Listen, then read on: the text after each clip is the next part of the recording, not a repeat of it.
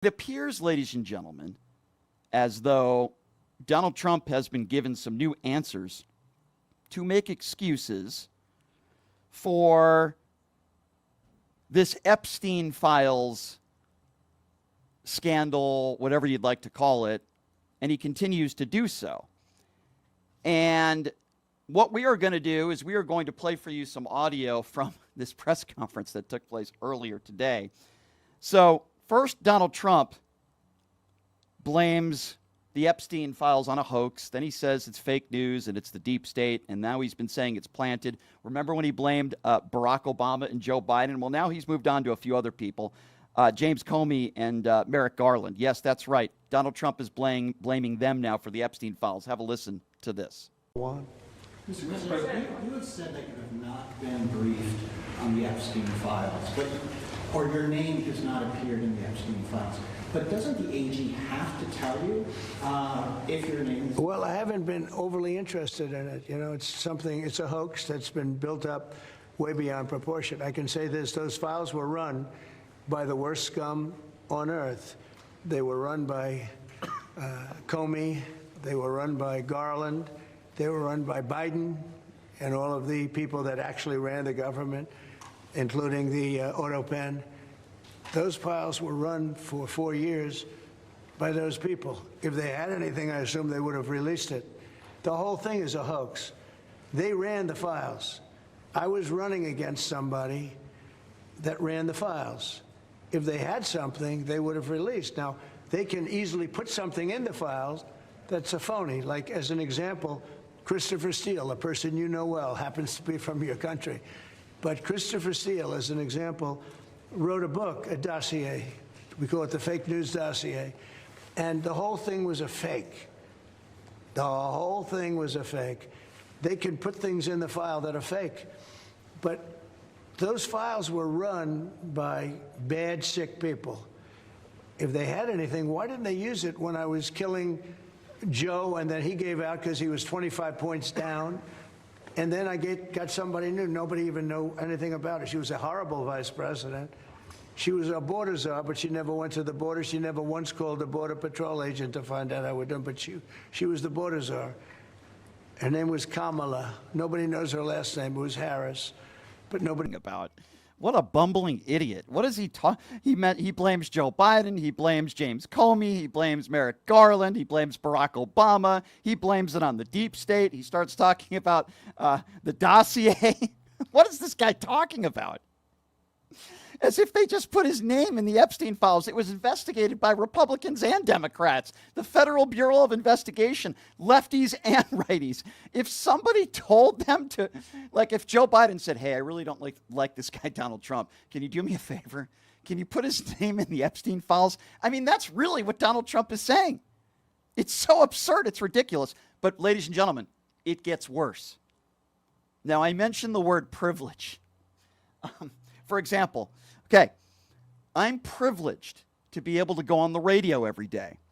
I do think at times, being white in the United States of America, you have something called white privilege. Now, I don't think that's a good thing, but you understand where the word comes from.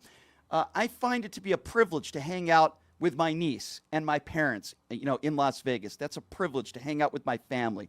I find it to be somewhat of a privilege to meet some of these famous people that I grew up with. You get the point, right? That's how the word privilege is used. Donald Trump uses the word privilege in a very different manner this morning, and I'll give you a hint. It has something to do with Epstein Island. Have a listen to this.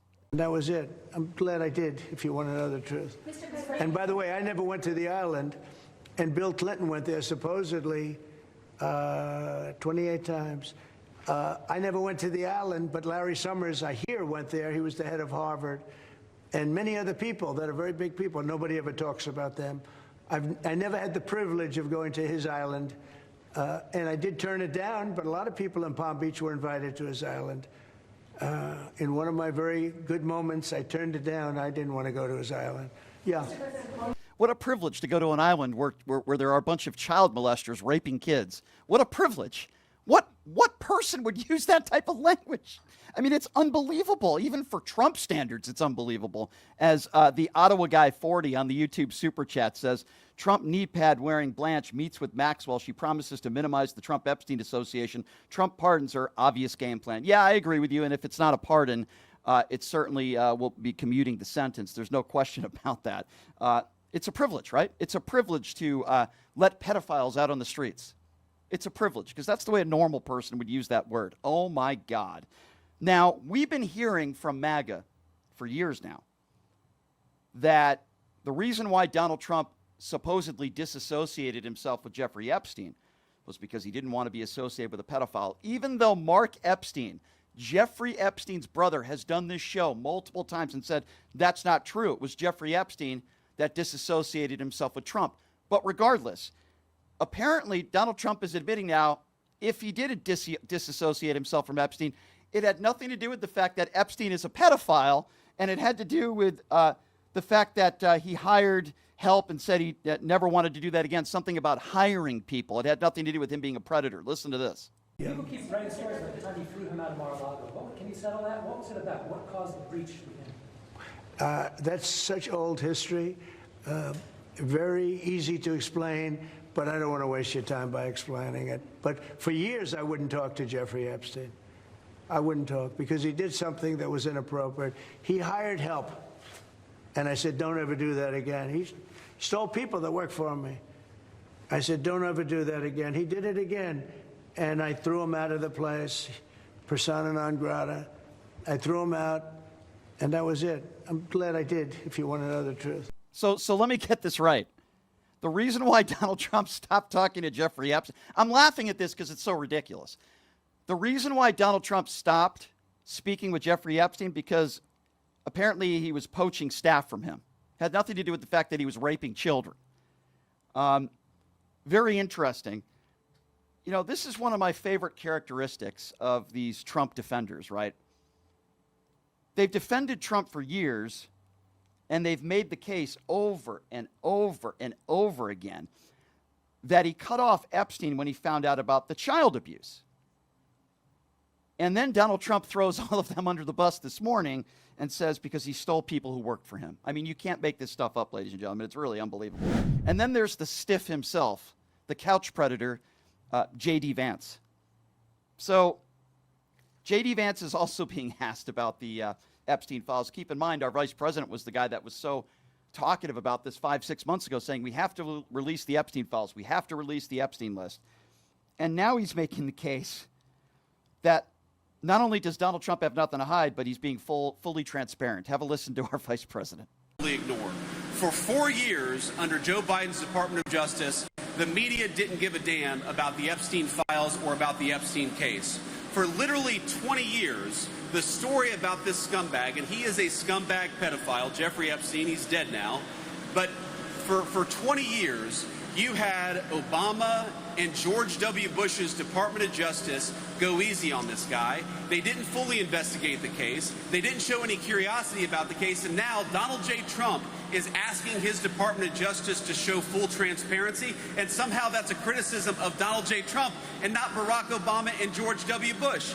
If you want to criticize the people who aren't showing full transparency, you ought to go after the administrations that went easy on Jeffrey Epstein, the administrations that concealed this case for 20 years, and the administrations that failed to show full transparency.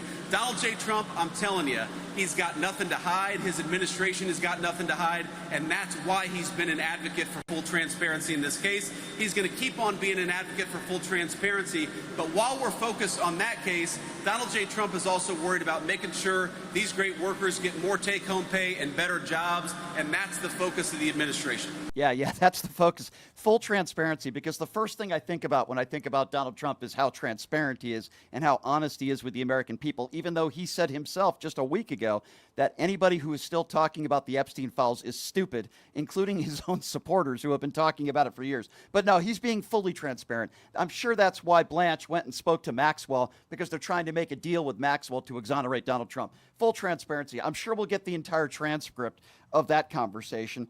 And then a reporter asked J.D. Vance a follow-up.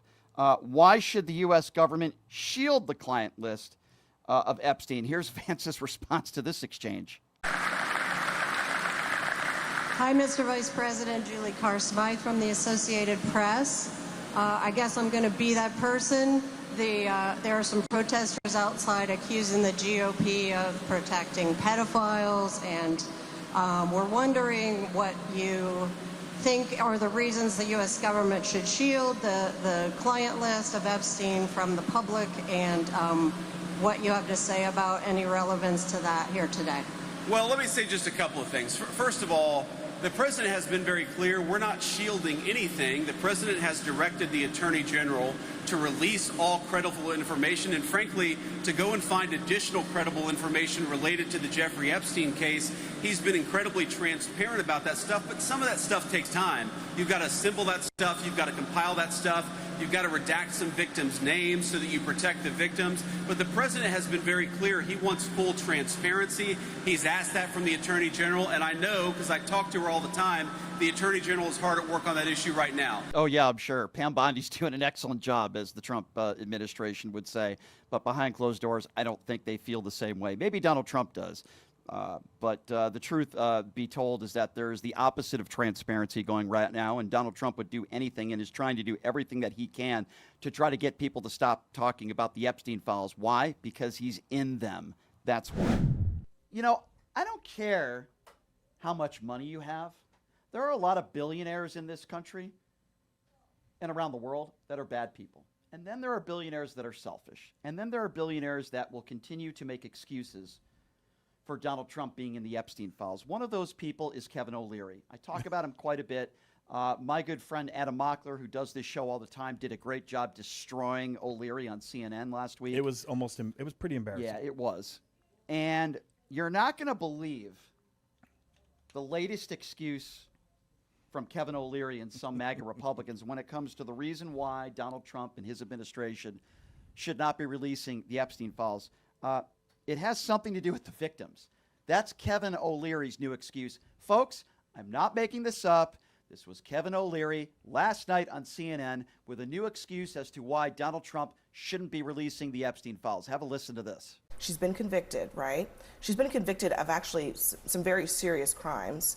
And many of the victims are publicly, they implicate her very directly in this whole scheme. She is a felon convicted. But why won't Trump rule out pardoning her? Why are they even talking to her about an immunity deal? Why? Okay, if any of you cared about the victims, you wouldn't drag these women who are in childbearing years now, some of them having children, back into the limelight, back into the same story to expose them again to this hideous outcome, because these guys, if you don't, the so dudes you who want did to it do will that, do it you to are somebody hurting else. them. They could be doing it to somebody else They right don't now want as you we to sit here on help them TV. anymore. They want them. How do you know that? What are you basing I know that with on? certainty they'd rather You've live out spoken their to the lives to victims keep who being said brought they don't back want justice talking brought about forth. Epstein. You really think they want that now? You're They're speaking done on with behalf it. of women, saying that you've personally spoken to victims who said they do I not have want spoken justice to pursued. no one. I'm just being okay, pragmatic. So then that is an You're irresponsible dragging out statement. women You have who no would idea what don't these you young think women if want. it was you, you'd rather get on with your life? Aren't you No, done if with it this? were me, I You would wanna want keep- justice pursued. If Here's it were what me. a person here's who who molested should you be- want money? What do you want? What do you Here's I who would want? want should the get on truth with to his come life. out. The truth is out. There's a prisoner and there's a dead guy.